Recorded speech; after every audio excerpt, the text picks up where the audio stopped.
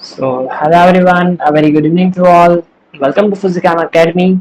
फटाफट से वीडियो को लाइक और शेयर कर दीजिए और चैनल को सब्सक्राइब कर दीजिए। हम हमारे रिवॉल्यूशन में सपोर्ट कीजिए। हम लाए आप लोगों के लिए IIT का बिल्कुल ही फ्री कोर्स जो जुलाई से चल रहा है और ये सितंबर तक चलेगा, जिसमें मैं आपको ऑलरेडी पीरियोडिक प्रॉपर्टीज और एटॉमिक स्ट्रक्चर कंप्लीट करवा चुका हूँ और जो है केमिकल बॉन्डिंग हम पढ़ रहे थे। केमिकल बॉन्डिंग का हमारा लेक्चर नंबर 9 शुरू होने वाला है। उससे पहले इसको जरा देख लीजिए कि जो नॉन सब्सक्राइबर्स हैं वो प्लीज प्लीज वीडियो देख रहे हैं और सब्सक्राइब नहीं कर रहे, तो ये यार ये बहुत आप गलत चीज कर रहे हैं। हमें मोटिवेशन दो यार, हमें देते रहे क्या? आप ये इतना सा काम करना है, आप नॉन सब्सक्राइबर्स जो है सब्सक्राइब कर दो, हमें भी मोटिवेशन मिल जाएगा और ऐसे ही हम आपके लिए बढ़िया बढ़िया कंटेंट आपके लिए लाते रहेंगे। चलिए बढ़ते हैं हमारी आज की क्लास की तरफ। चलो देखिए, तो आज की जो क्लास होने वाली बहुत ही दिलचस्प और ना बहुत मजेदार होने वाली है। बहुत जबरदस्त मजा आ जाएगा यार आज क्लास पढ़ के। आज जो है हम दो थियरी पढ़ने वाले हैं। एक तो है NBEPR और एक है VSEPR। दोनों में EPR सेम है ना? EPR का मतलब होता है इलेक्ट्रॉन पैर, यानी इलेक्ट्रॉन पैर की बात हो रही है, इलेक्ट्रॉन पैर रिपल्शन। ठीक है, यहाँ पे NB का मतलब है नॉन बॉन्डिंग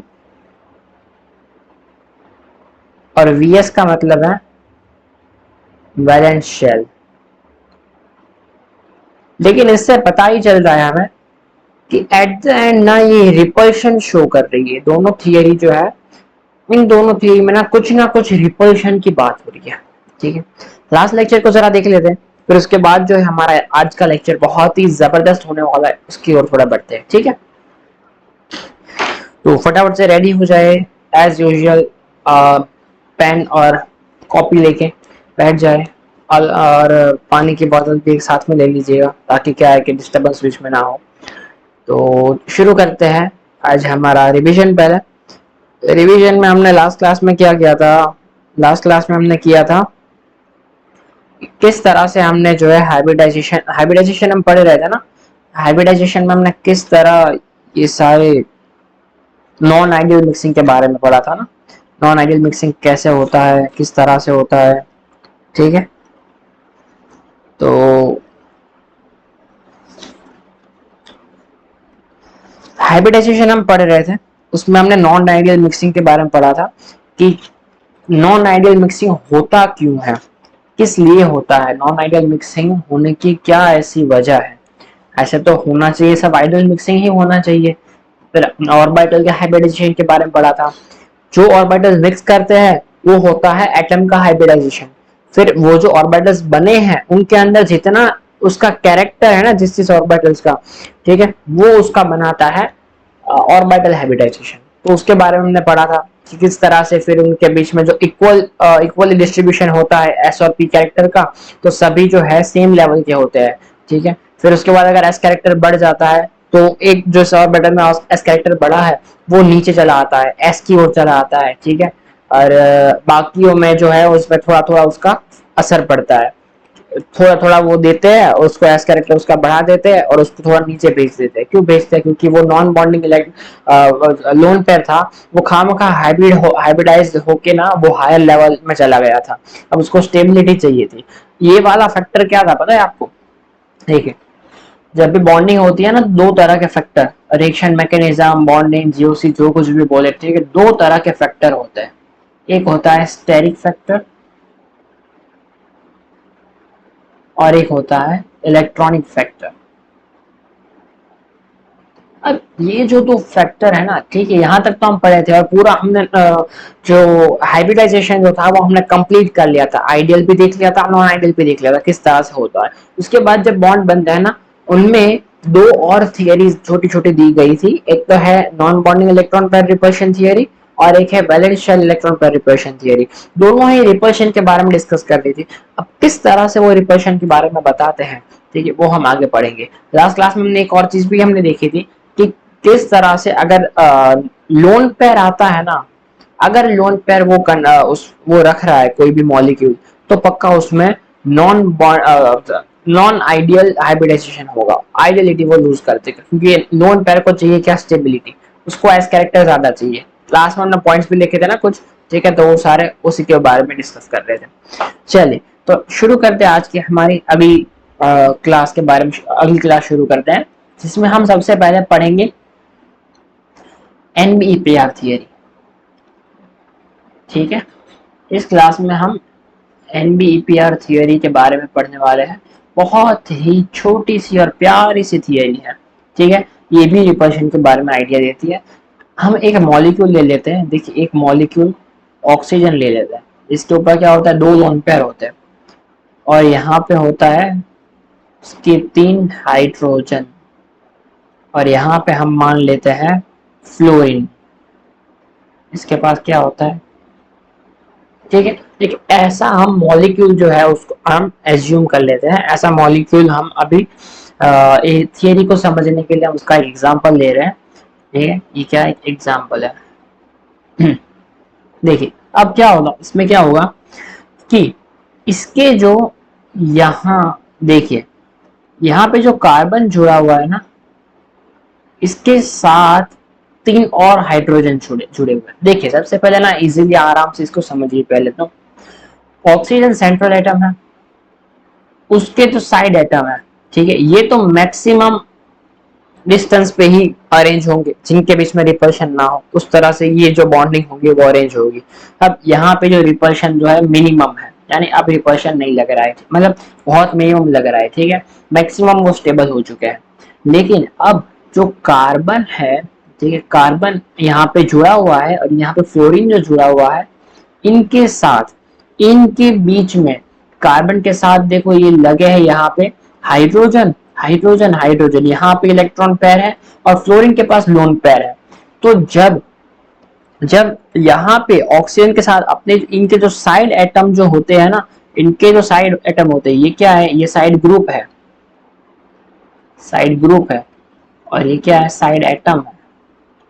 इनके इस नॉन बॉन्डिंग इलेक्ट्रॉन पेयर, यानी ये वाली पेयर तो यहाँ पे बॉन्डिंग में पार्टिसिपेट नहीं कर रही, ये भी यहाँ पे बॉन्डिंग में पार्टिसिपेट नहीं करी, जो इस वाली बॉन्डिंग में इस ऑक्सीजन के साथ बॉन्डिंग में पार्टिसिपेट नहीं कर रही और साइड एटम या साइड ग्रुप के पास है, ठीक है, वो जब रिपल्शन, वो जब ना एक एंगल पे आते हैं ना, एक दूसरे को रिपल करते हैं और दूर कर देते हैं एक दूसरे को, ठीक है, एक दूसरे को वो दूर कर देते हैं।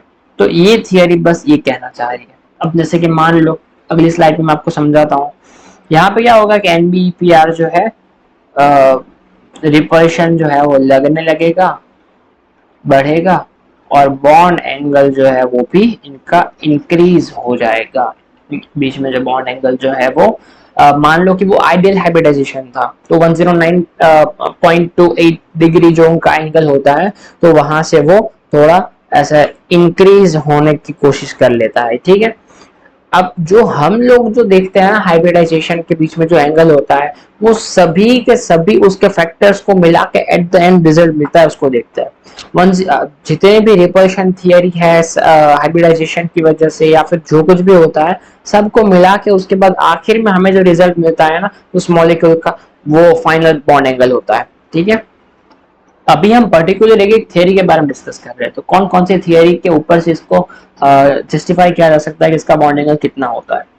अब देखिए अगर मैंने यहाँ पर ऑक्सीजन ले लिया, यहाँ पे एक फ्लोरीन ले लिया, यहाँ पे दूसरा फ्लोरीन ले लिया, ठीक है, तो यहाँ पे जो है सेकेंड ग्रुप के एलिमेंट्स हैं, यहाँ पे जितना रिपल्शन, मतलब उतना रिपल्शन नहीं लगेगा, क्योंकि ये जो है इनकी साइज जो होती है वो छोटी होती है, ठीक है, साइज जो है वो छोटी। लेकिन अगर मैं यहाँ पे क्लोरीन ले लूं, अगर मैं यहाँ पे क्लोरीन को ले लूं, तो क्या आपको नहीं लगता कि अब वो रिपल करेंगे एक दूसरे को, उनके जो लोन पेयर्स है यहाँ पे उनके जो रहे होंगे, ठीक है, वो लोन पेयर्स, क्या आपको नहीं लगता कि ये रिपल करेंगे। मैंने स्माइली फेस बना दिया गलती से, मुस्कान को हटा दो तो बहुत पर बन जाएगा, चलिए। तो ये आपको नहीं लगता कि क्लोरीन के जो लोन पेयर्स के साथ लगे हुए होंगे वो नॉन बॉन्डिंग जो है वो रिपल करेंगे, एक दूसरे को रिपल करके दूर कर देंगे, भाई तो दूर जा मेरे से, ठीक है। तो मेरे क्योंकि वो दोनों ही लोन पेयर यानी इलेक्ट्रॉन उसके अंदर होंगे, तो इलेक्ट्रॉन इलेक्ट्रॉन रिपल्शन करेंगे और दोनों दूर हो जाएंगे, ठीक है। तो बस यही छोटी सी बात जो है वो कहना चाहती है non bonding electron pair repulsion theory, ठीक है। आई होप आप इस बात को समझ पा रहे हो। बहुत छोटी सी बात है और बहुत प्यारी सी बात है। यानी कि अगर हम क्लोरीन के बीच का एंगल जो है उसको θ2 मान ले और फ्लोरीन अगर हम ले ले तो θ1 मान ले, θ2 will be greater than θ1। Why? Central atom को सेम रखा है हमने, OCl2 OF2, ठीक है। सेंट्रल एटम सेम है तो क्या होगा, ये वाला चेंज हमें देखने को मिलेगा। अगर हम फॉस्फोरस ले लेते तो फॉस्फोरस हमने देखा है बड़ा इसका साइज है, इसका साइज बढ़ गया। साइज बढ़ने के कारण यहाँ पे छोटा एटम अगर आ भी जाता है ना तो ये इनके रिपल्शन ये नहीं कर पाता, ठीक है। स्टेरिक रिपल्शन भी कम हो जाता है। यानी कि अगर सेंट्रल एटम का साइज बढ़ेगा तो जो है NBEPR डिक्रीज हो जाएगा, और हम ये भी कह सकते हैं कि स्टेरिक रिपल्शन भी जो है वो डिक्रीज हो जाएगा, ठीक है। स्टेरिक रिपल्शन भी डिक्रीज हो जाएगा। नंबर नहीं है मेरे को, ये मत सोचना मेरे को नंबर आ गए, ठीक है। ये जो है प्रोटेक्शन वाले लेंस है, ठीक है। चले स्टेरिक रिपल्शन, क्योंकि मैं आपको लाइट मेरे सामने बिल्कुल लैपटॉप के पीछे ही सामने ही लाइट है, अब वो सीधी आंखों में आ रही है तो पढ़ाने में मजा नहीं आता, तो मैं लेंस लगा लेता हूँ। चले अब जरा आगे बढ़ते हैं।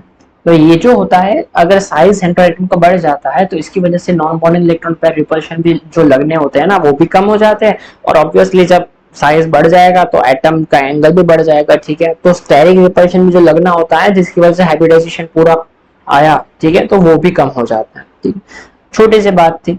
यानी अब यहाँ पे अगर आप एक बात मैं और नेक्स्ट स्लाइड पे लिख दूं, बहुत छोटी सी थियरी है तो बहुत ज्यादा है नहीं, VSEPR पे मजा आएगा, VSEPR बहुत बढ़िया है। अभी मैं आपको पढ़ाता हूँ, ठीक है। यहाँ पे अगर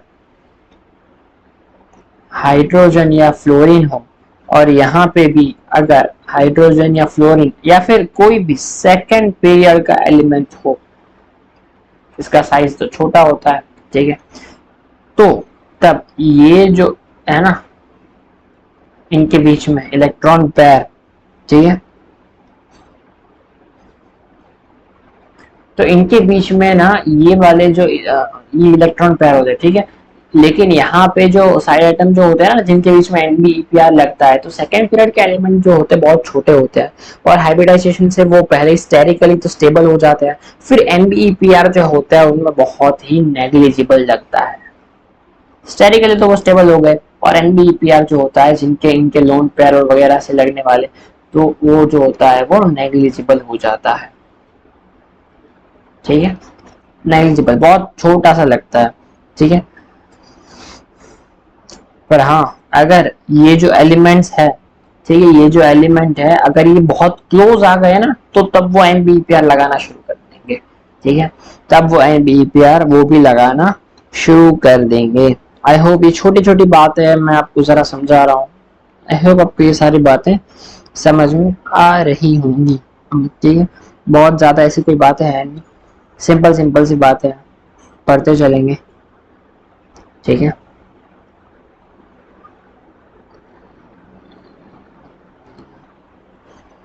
इससे हमें पता क्या चलता है, इससे क्या समझ में आया, समझ में क्या आया समझाता हूँ अगली स्लाइड पे। NBEPR देखिए, अब मान लीजिए कि ऑक्सीजन है और कार्बन है। आप जरा पहले हमने ये देखा था कि ऑक्सीजन को सेंट्रल एटम मान लिया था, अब जरा यहाँ पे तो देखो ये चीज तो हमें समझ में आ गई, चल कि नॉन जो है लोन पेयर होंगे तो उसमें हाइब्रिडाइजेशन होगा। हम अभी कार्बन को देख लेते हैं। यहाँ पे इसके साथ इलेक्ट्रॉन है, इलेक्ट्रॉन पेयर इसके साथ भी है।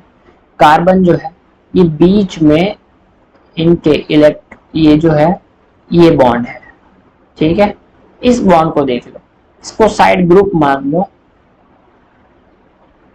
इसको साइड एटम मान लो, ठीक है। अब ये जो है इनके बीच में जो एंगल आप सोचो कि ऑक्सीजन के पास तो चलो मान लिया लोन पेयर है इसके साथ रिपल करने को। हाइड्रोजन के पास क्या है, तो हाइड्रोजन ना एक्चुअली देखो वो इलेक्ट्रॉन जो है, जो बॉन्डिंग किया है, पेयर किया है, बॉन्डिंग में जो गया है, वो इलेक्ट्रॉन है, वेव नेचर शो करता है। तो मैक्सिमम तो वो यहीं पे रहेगा, बीच में ही रहेगा, लेकिन कभी कभार जो है वो हाइड्रोजन के एटम में दूसरी जगह पे थोड़ा थोड़ा फैल जाता है, थोड़ा थोड़ा चक्कर मार के आता है। हमने ऐसा नहीं बोला है कि हाइड्रोजन मतलब उसमें उसके अंदर जो इलेक्ट्रॉन जो है वो सिर्फ बॉन्डिंग करने के बाद फिर उतने ही एरिया में आ जाता है, वहां उसकी प्रोबेबिलिटी बढ़ जाती है क्योंकि वो ज्यादातर वहां रहता है, लेकिन इसका मतलब नहीं है कि पूरा टाइम वहां पे रहता है। वो जब भी हाइड्रोजन के न्यूक्लियस के इर्द गिर्द जब चक्कर मारेगा तो बस उतनी देर का है रिपल्शन काफी हो जाता है इन दोनों के बीच में रिपल्शन करने के लिए। ठीक है, आई होप आपको ये बात समझ में आ गई होगी। तो इस रिपल्शन की वजह से थोड़ा थोड़ा अब आपको पता है, दोनों देखो, दोनों ही देख लो आप, सेकेंड पीरियड के एलिमेंट है, छोटे छोटे है तो बहुत नेग्लिजिबल लगेगा, लेकिन जो है लगने वाली चीज तो लगेगी। ठीक है, एनबीपीआर जो है रिपल्शन थोड़ा बहुत लगेगा। ठीक है, इस वजह से क्या है कि इनके बीच में अगर हम इसको थीटा 2 मान ले और इसको अगर हम थीटा 1 मान लेना, अगर हम ऐसा कर इसको, ठीक है, तो यहाँ पे क्या होगा, थीटा 1 जो है वो ग्रेटर होगा देन थीटा 2।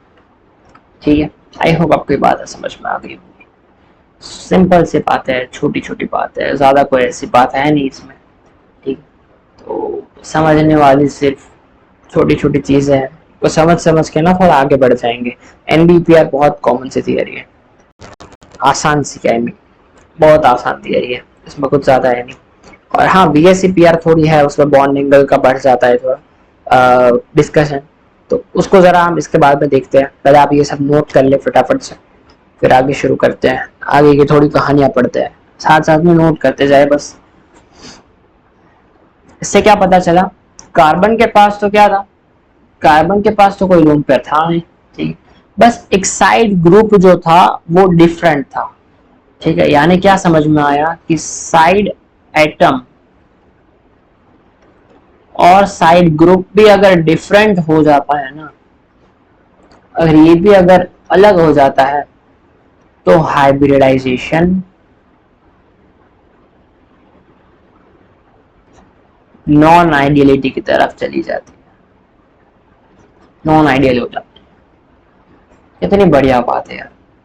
लास्ट में हम क्या सीख रहे थे, लोन पेयर होगा तो नॉन आइडियल होगा, हमने ये भी देखा था। अब यहाँ पे देखो CH4 का अगर हम देखें, चारों एक दूसरे को इक्वली रिपल कर रहे हैं, इक्वली रिपल कर रहे हैं। ठीक है, स्टेरिकली भी इलेक्ट्रॉनिकली भी दोनों इक्वली रिपल कर रहे हैं, क्या आएगा, आइडियल। लेकिन यहाँ पे एक ग्रुप चेंज हो गया, अब ये इन दोनों के बीच में रिपल्शन थोड़ा ज्यादा हो जाएगा, बढ़ जाएगा कंपेयर टू इन तीनों के। ठीक है, यानी कोई भी साइड एटम या साइड ग्रुप अगर डिफरेंट हुआ, ठीक है, क्या होगा, अगर डिफरेंट होगा देन हाइब्रिडाइजेशन नॉन आइडियल हो जाएगी। ठीक है, एनबीपीआर से समझ में आया, तो आई होप आपको ये बातें समझ में आ गई होगी। ठीक है, क्लियर है, क्लियर है सारी बातें। तो दो कंडीशन हो गई हमारे पास, एक तो थी कि लोन पेयर आ जाए तो, और दूसरा है कि साइड एटम या साइड ग्रुप आ जाए तो। ठीक है, अब इसके बाद जरा देखिए कि हम अब वैलेंस शेल पढ़ते हैं। बहुत बढ़िया सी थियरी है, valence shell electron pair repulsion theory, VSEPR। ठीक है, ये कुछ और सिखाती है हमें, ये बहुत बढ़िया बढ़िया बातें सिखाती है। अब देखते हैं इसमें क्या होता है, इसको जरा समझते हैं। मैं यहाँ पे कुछ बातें लिखता हूँ, इसको जरा देख लीजिए, फिर उसके बाद उस पर डिस्कशन शुरू करते हैं। ठीक है, चलिए यहाँ पे जरा देखिए। If in molecules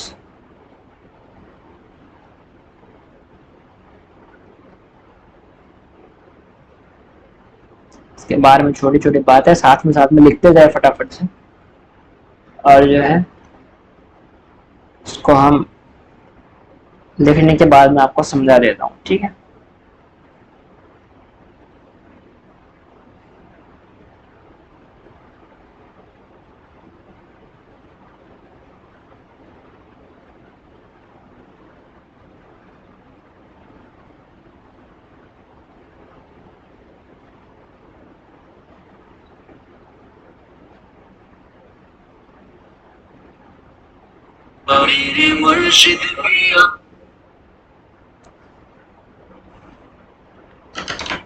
just second ना, होल्ड करना बस।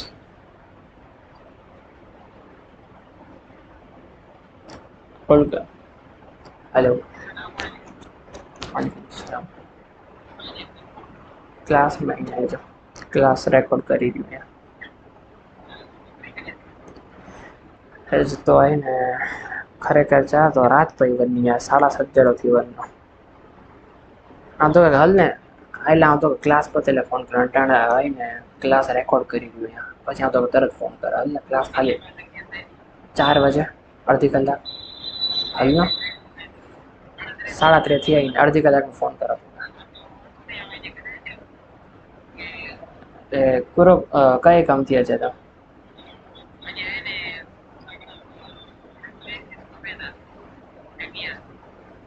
જગ્યા ખબર હતી અચ્છા ફરેજી હા રાત જો મળશે તો હા હા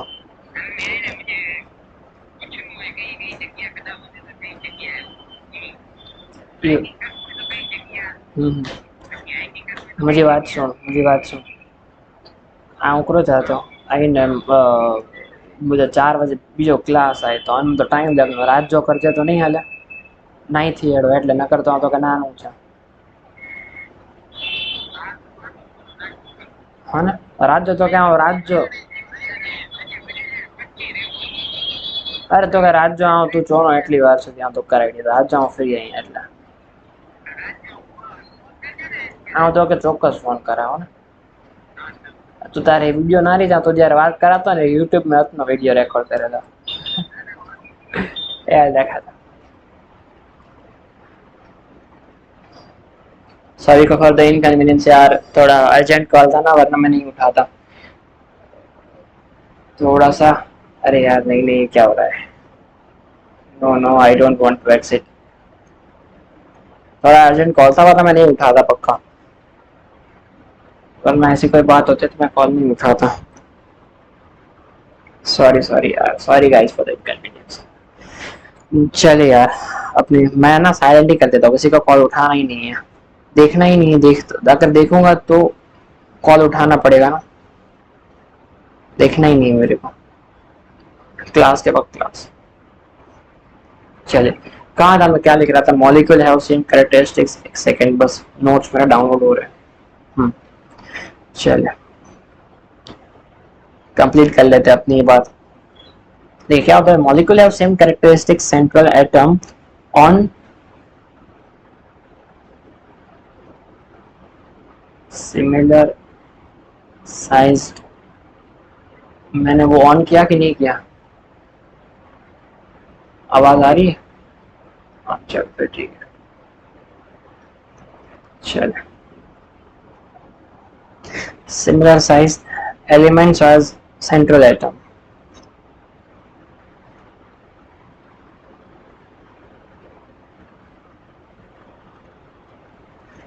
ठीक है ये एक ब्रैकेट में नोट कर लेना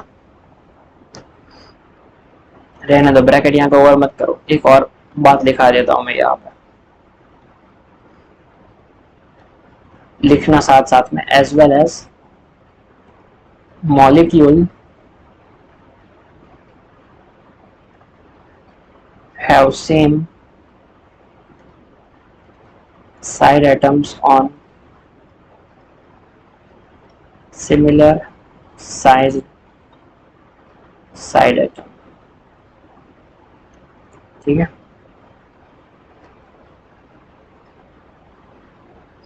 देन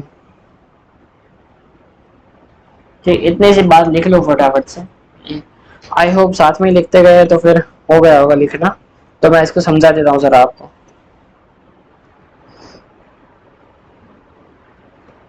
चलिए इसको जरा समझते हैं एग्जैक्टली कहना क्या चाह रहा है ठीक है if in molecules under comparison they have same steric factor यानी कि स्टेरिक फैक्टर जो है वो दोनों का सेम है ठीक है वो स्टेबल है मॉलिक्यूल हैव यानी कि उनमें VSEPR किस तरह से लगेगा समझना जरा molecule have same characteristics central atom on similar sized element as central atom as well as molecule have same side atoms on similar side atom।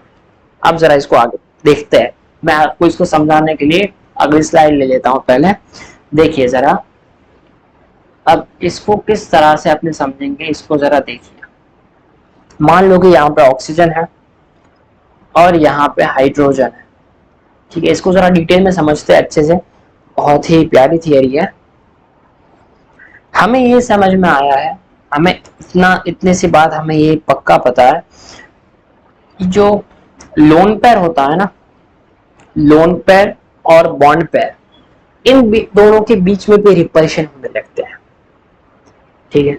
अब देखिए यहाँ पे ये जो लोन पेयर है, इनके बीच में भी रिपल्शन होते हैं, लोन पेयर बॉन्ड पेयर इनके भी बीच में रिपल्शन होते हैं, ठीक है। यहाँ पे भी रिपल्शन होते हैं और बॉन्ड पे भी रिपल्शन होता है। वीएसई पैटर्न ये कहना चाह रहा है बस कि according to VSEPR, lone pair and lone pair bond pair and then bond pair, ठीक है। तो इस तरह से जो है पूरा इसका मतलब इस तरह से उनके बीच में रिपल्शन होता है। अब ये एग्जैक्टली क्या कहना चाह रहा है, देखिए लोन पेयर रिपल करते हैं सबसे ज्यादा, फिर लोन पेयर बॉन्ड पेयर और फिर बॉन्ड पेयर। अब यहाँ पे आप सोचोगे कि यहाँ पे इसको कह सकते हैं इनकम्प्लीट है अभी भी। फॉर एग्जाम्पल आप मान लो यहाँ पे आइडियल हाइब्रिडाइजेशन मान लेते हैं हम H2O मॉलिक्यूल। यहाँ पे हमें पता है कि यहाँ पे इसका 104.2 डिग्री समथिंग होता है, इसको हम अभी हटा देते हैं। ये हमारा रिजल्ट है, क्या है हमारा रिजल्ट है। किस तरह से रिजल्ट है मैं समझाता हूँ आपको। H2O पहले ना ऑक्सीजन, इसका ना हम पहले मान लेते हैं आइडियल हाइब्रिडाइजेशन,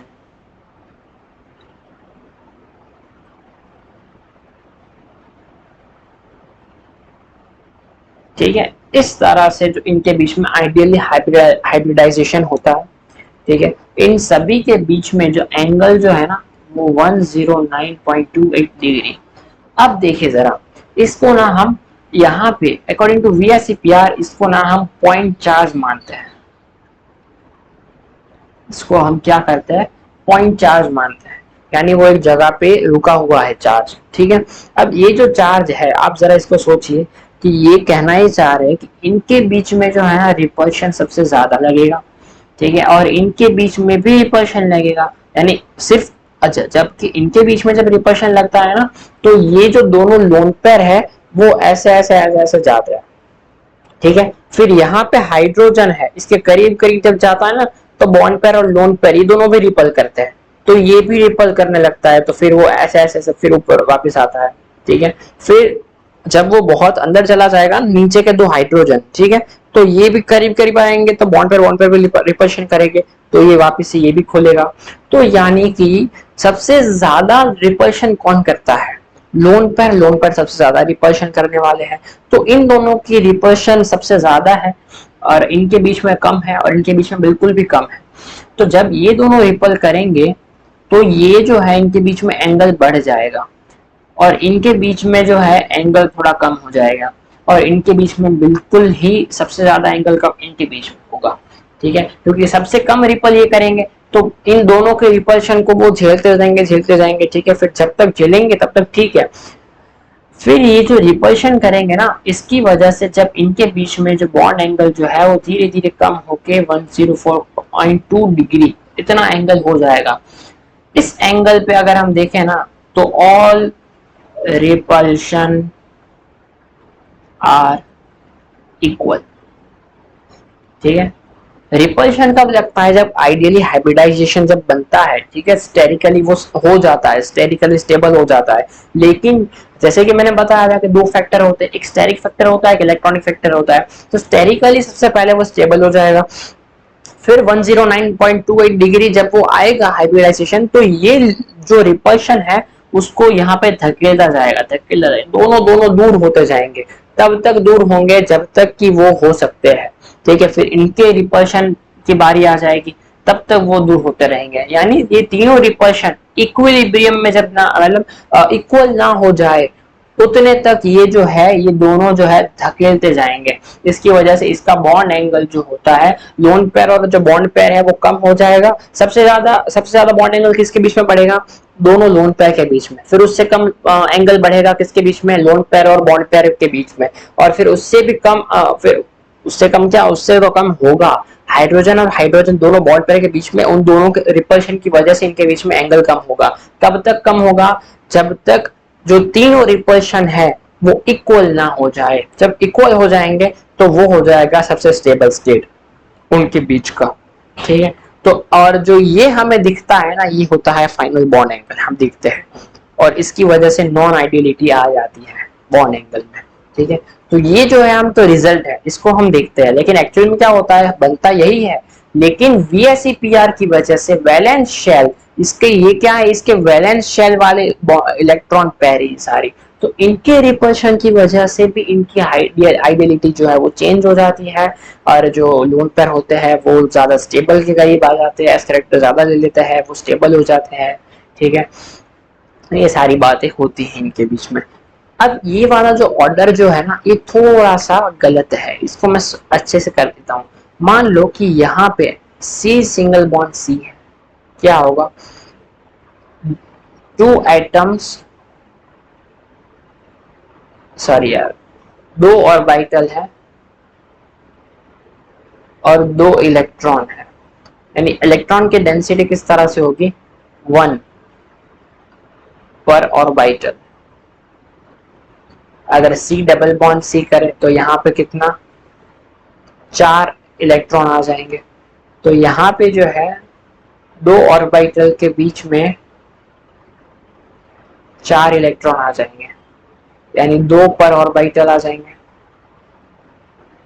और अगर हम C ट्रिपल बॉन्ड C करते हैं तो यहाँ पे जो है 3 इलेक्ट्रॉन पर ऑर्बिटल आ जाएंगे। यानी कि यहाँ पे जो है इलेक्ट्रॉन डेंसिटी ओवरलैपिंग जोन में बढ़ रही है, इस वजह से वो स्टेबल होता जा रहा है।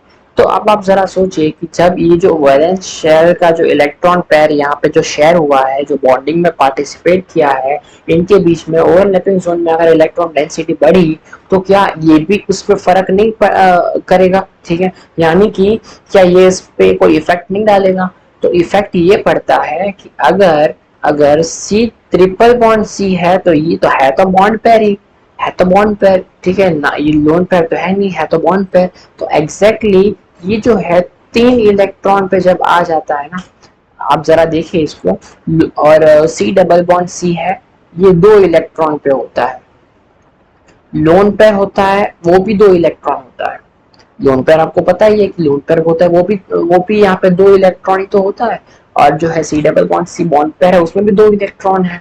ठीक है, और उसके अलावा जो C सिंगल बॉन्ड C, हम कार्बन का एग्जांपल ले रहे हैं। ठीक है, बाकी तो कोई भी डबल बॉन्ड ट्रिपल बॉन्ड की बात कर रहे हैं, यहाँ पे क्या होगा? 1 इलेक्ट्रॉन पर ऑर्बिटल होगा।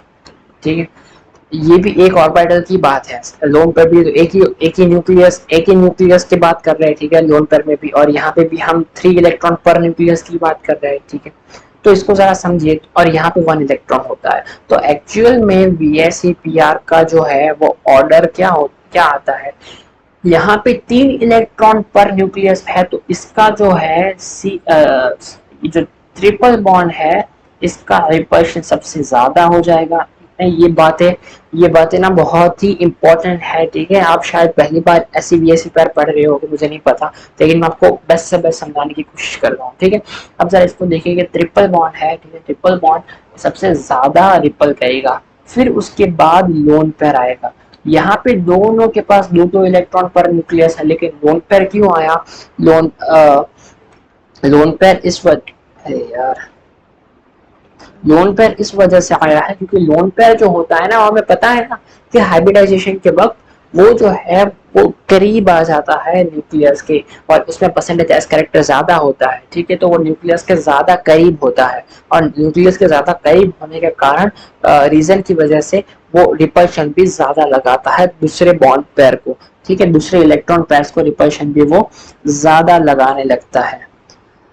ठीक है, इसके बाद जो है फिर जो है डबल इलेक्ट्रॉन पेयर रिपल करेंगे, और उसके बाद जो है वो फाइनली सिंगल इलेक्ट्रॉन पेयर जो है उनका रिपल्शन होने वाला है।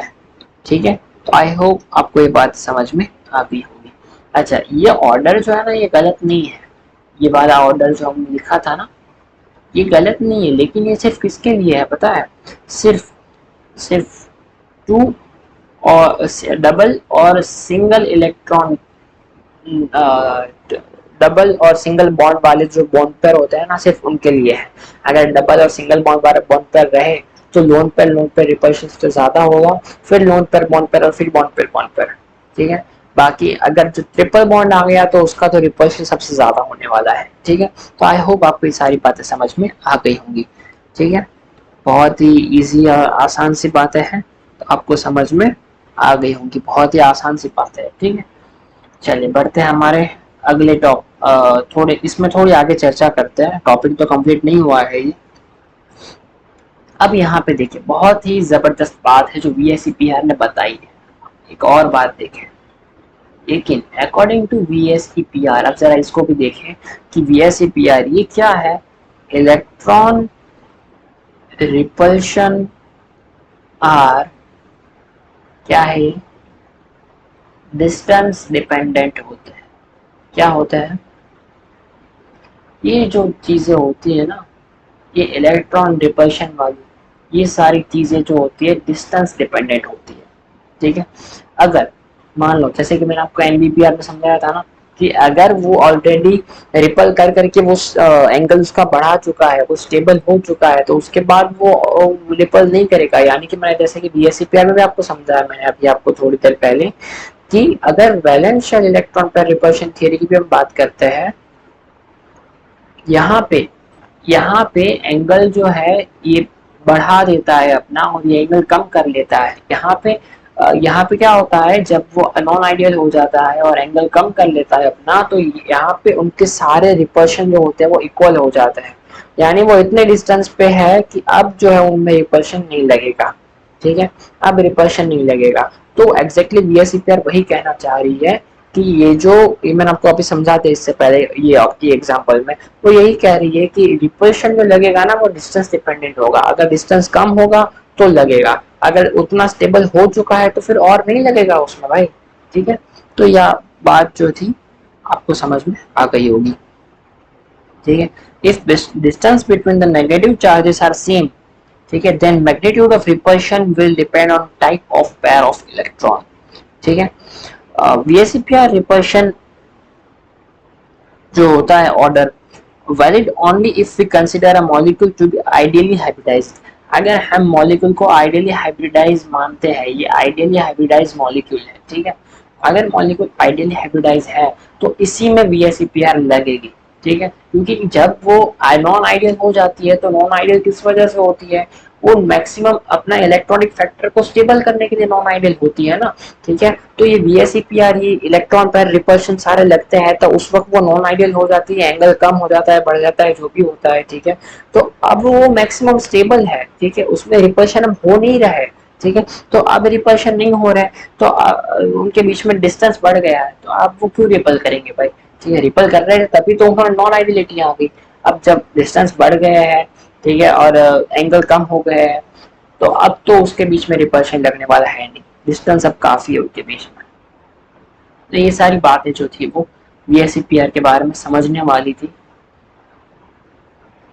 जरा थोड़ा सा और देख लेते एक नाइट्रोजन के बारे में, फिर इसके बाद ना हम कंपैरिजन भी करेंगे।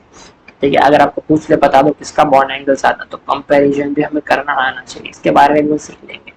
मान लो कि ये जो है इस तरह से, अभी इसके बीच में मान लो कि सबके बीच में 109.28 डिग्री का बॉन्ड एंगल है। ठीक है, इतना बॉन्ड एंगल है। अब जरा देखिए क्या ये रिपल नहीं करेगा?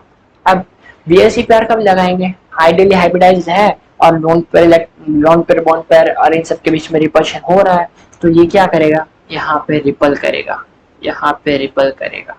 ठीक है, और इस वजह से यहाँ पे जो है ये बॉन्ड पेयर ये कम होते जाएंगे। लेकिन आप सोचो ना जरा जरा आप सोचिए, क्या ये बॉन्ड पेयर अगर नहीं होते, अगर इनका रिपल्शन नहीं लग रहा होता, ठीक है, तो ये तो बिल्कुल ही दूर जाते जाते जाते जाते जाते जाते बिल्कुल 180 डिग्री के बीच में आ जाते हैं ना दोनों। ऐसा नहीं होता ना, क्यों? क्योंकि ये बीच में जो हाइड्रोजन हाइड्रोजन ये बॉन्ड पेयर जो है ना, वो भी तो रिपल करते हैं। एक हद तक वो कम होंगे, फिर उसके बाद तो उनका भी रिपल्शन बढ़ जाएगा, भाई तो दूर जा, अब मैं और कम नहीं होऊंगा। तो तो ये जो है रिपल करके इनके बीच में जो एंगल है, ठीक है, इसको वो 107 डिग्री बना देते हैं। ठीक है, 107 डिग्री बना लेते हैं, यानी 107 डिग्री पे इस लोन पेयर और बॉन्ड पेयर का और बॉन्ड पेयर और बॉन्ड पेयर का रिपल्शन जो होता है वो इक्वल हो जाता है। और ये जो रिपल्शन होता है वो डिस्टेंस डिपेंडेंट होता है, तभी तो वो इक्वल हो जाता है। ठीक है, समझ में आ गया कि लोन पेयर और बॉन्ड पेयर के बीच में जैसे डिस्टेंस बढ़ेगा तो रिपल्शन कम होता जाएगा, कम होता जाएगा, तो एक डिस्टेंस के बाद इनका जो रिपल्शन है वो बॉन्ड पेयर और बॉन्ड पेयर के इक्वल हो जाएगा। अभी आप सोचोगे कि लोन पेयर बॉन्ड पेयर का तो रिपल्शन जो होता है वो ज्यादा लगता है, लेकिन डिस्टेंस डिपेंडेंट होता है ना। अब यहाँ पे थे, लगने लगा, अब यहाँ पे यहाँ पे यहाँ पे यहाँ पे, अब जैसे ही दूर गए तो रिपल्शन कम होने लगा। ठीक है, ठीक है, कम होते होते होते होते फिर यहाँ पे जो था, यहाँ यहाँ पे जो था बॉन्ड पेयर था, ठीक है, और यहाँ पे ये वाला लोन पेयर है। ठीक है, ये बॉन्ड पेयर, ये बॉन्ड पेयर, ये लोन पेयर और ये बॉन्ड पेयर। ठीक है, पेन को बॉन्ड पेयर, ये वाला हाथ बॉन्ड पेयर और ये वाली उंगली लोन पेयर। अब यहाँ पे थे, रिपल्शन लगा, नॉन पहले आइडियली हाइब्रिडाइज हो गए। ठीक है, तो 109 डिग्री 28 मिनट्स। पहले सबसे पहले क्या, बॉन्डिंग में स्टेरिकली स्टेबल होना जरूरी है। ठीक है, ये सब जो लगेगा उसके बाद लगेगा स्टेरिकली स्टेबल, क्यों? तभी तो वो हाइब्रिडाइजेशन में अंडर को करता है, स्टेरिकली स्टेबल होने के लिए।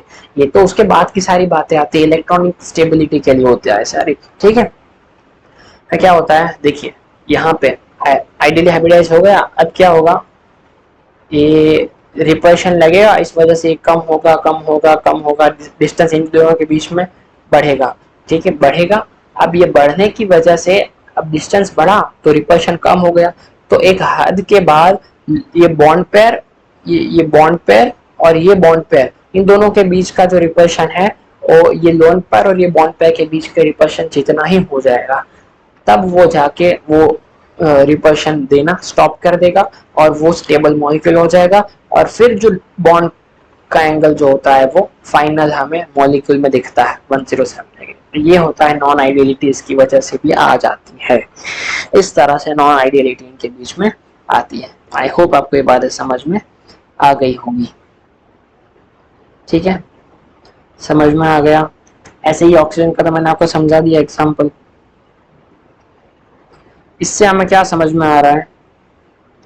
अच्छा, अब एक और बात, जरा इसको देखिए, इसको जरा समझिए। ठीक है, यहाँ पर नाइट्रोजन का एग्जांपल ले लिया, अब जरा ऑक्सीजन का भी समझ लेते हैं। ऑक्सीजन समझ लिया है हमने, ठीक है, समझ ही लिया हमने, फिर भी सेम चीज इसके बीच में भी होगी।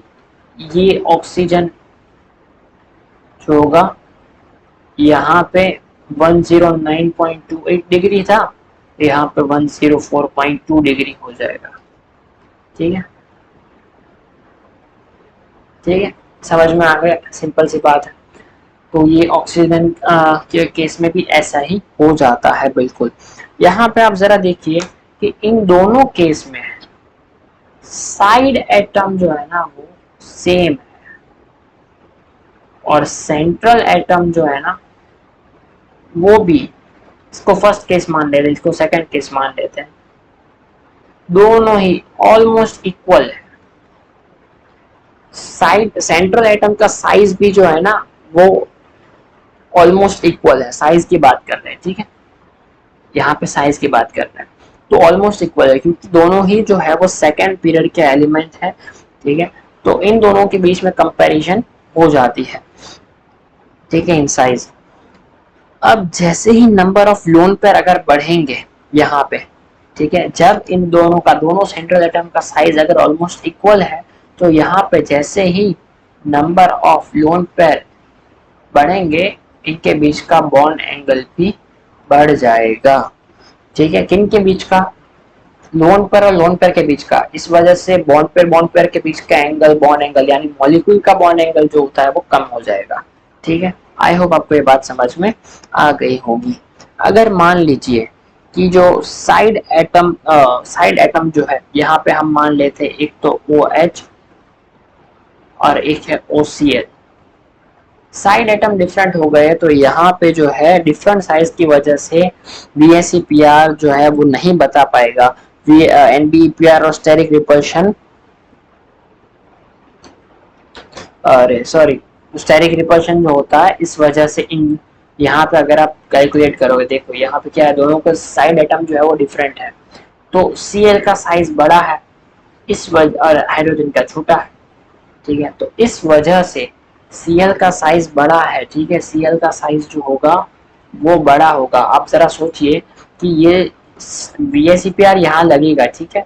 हाइड्रोजन हाइड्रोजन के बीच में रिपल्शन क्या है, कम है, स्टेरिक रिपल्शन की बात कर रहे हैं, ठीक है। क्योंकि एट द एंड आप कितना भी इलेक्ट्रॉनिकली स्टेबल कर ले, ठीक है, स्टेरिकली तो स्टेबल होना ही चाहिए वो। अगर वो स्टेरिकली स्टेबल नहीं है तो फिर क्या फायदा, ठीक है। तो जब बॉन्ड पेयर जो होगा वो कम होता जाएगा, हाइड्रोजन का कम होता जाएगा।